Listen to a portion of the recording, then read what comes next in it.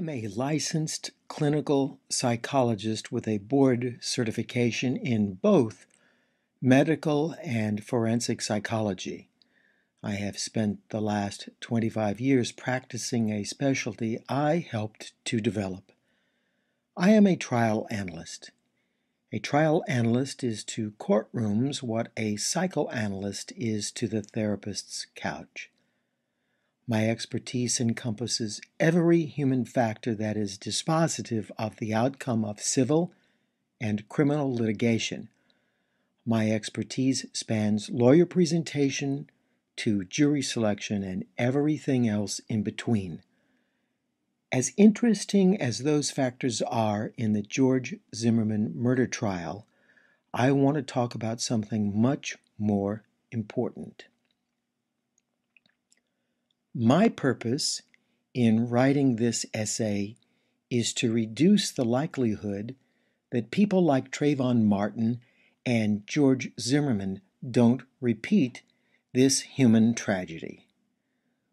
Without suggesting equivalency in their fates, people who may identify with Mr. Martin do not want to end up dead, and people who identify with Mr. Zimmerman don't want to end up on trial for murder. I am aware that 17-year-old black males and neighborhood watchmen are not likely to read this essay. Therefore, if this essay is to ever reach my intended audience, I am going to need some help from the media. Common sense tells me that if you want help, you should not begin by scolding the people whose assistance you need. So I'll be reserved in making the following observations. Media coverage of the Zimmerman trial is a facsimile of what a trial analyst would do if he or she were parsing the day-to-day goings-on in the trial and had to do that while keeping an ever-watchful eye on ratings. The media focuses upon the path toward guilt or innocence using a blow-by-blow assessment of the path toward conviction or acquittal. I don't chide the media for taking this approach, but that approach may be harmful, dare I say deadly, to my intended audience. Permit me to speak directly to my intended audience by stating this principle. Being in the right doesn't necessarily mean that you should not change your attitudes and ultimately your behavior.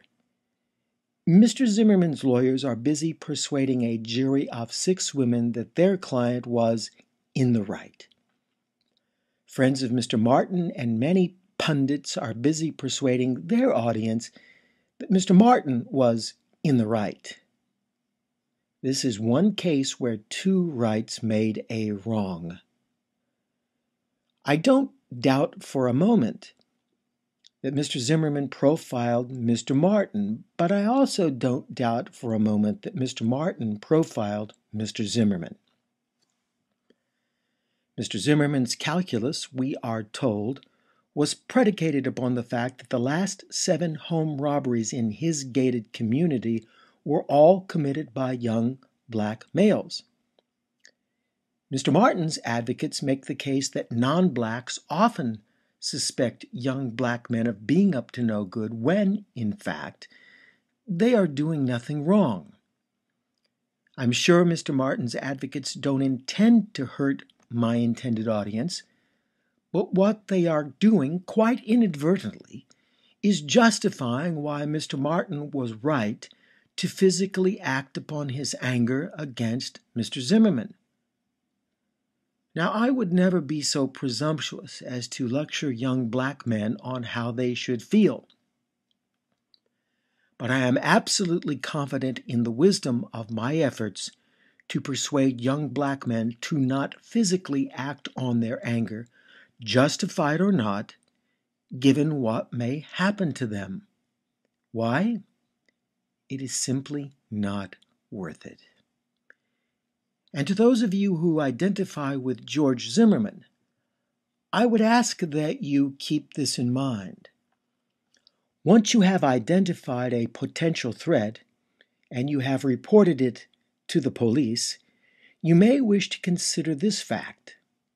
Young men are notoriously stupid, physical, and haven't thought about the fact that the shorter guy you may punch in the nose may have a gun, and he may use it on you if you are successful at beating the living daylights out of him. Young men don't stop and think that you may kill someone with your fists, especially if those fists belong to someone angry. Our prisons are full of old men who made this exact fatal error when they were young, angry, stupid, and out of control. One other thing I want the George Zimmermans of the world to think about. I want you to sit down and contemplate the human factor of empowerment. Absent the weapon Mr. Zimmerman was carrying on his hip, would Mr. Zimmerman have made the wiser choice, given the wisdom of hindsight, and kept his distance from someone who may pummel you into unconsciousness? Having deadly force is a comforting option for some people, but if the presence of the gun makes you more likely to risk becoming embroiled in a life or death situation or ending up on trial for murder, then maybe, just maybe, you should rethink your strategies and tactics. So to all the people who identify with George Zimmerman and believe he is innocent of the crime charged, you do agree with me that being on trial for murder is something to avoid. To all the parents, teachers, therapists, and older brothers and sisters of the Trayvon Martins of the world, please sit your loved one down and teach them this lesson, because it may save their life. Perceptions may be based in fact, or they may reflect the prejudices of the perceiver. But your life and those who love you are more important than mere perceptions of you. On that rainy night, George Zimmerman was nothing more than a suspicious guy watching another suspicious guy, and both had their reasons for their suspicions. If you know someone who is like Trayvon Martin, or someone who is following the Zimmerman case and identifies with Trayvon Martin, play the following song for them and talk to them about the lyrics and what those lyrics mean until it sinks in, because their life and your heartbreak may depend upon it.